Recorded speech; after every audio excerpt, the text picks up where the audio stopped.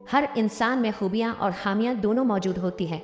बस फ़र्क इतना है कि जो तराशता है उसे खूबी नज़र आती है और जो तलाशता है उसे खामी नज़र आती है। नंबर 2, खुद पर यकीन होना कामयाबी की ज़मानत है, मगर खुद को हमेशा दुरुस्त समझने का यकीन इंसान को गुमराह कर देता है। नंबर 3, जिस घर के दरवाजे गरीबों पर बंद कर दिए जाएं, वो तबीबों के लिए हमेशा खुले रहें। नंबर 4, आपका किसी ऐसे इंसान के लिए दुखी रहना जो अपनी ज़िंदगी में खुशियाँ मना रहा हो आपकी हमाकत की आखिरी हद।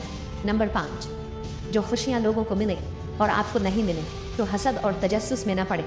याद रखिए, आपको वो गम भी नहीं मिले जो उनको मिले हैं, लिहाजा जिस भी हाल में है खुदा का शुक्र किया करें।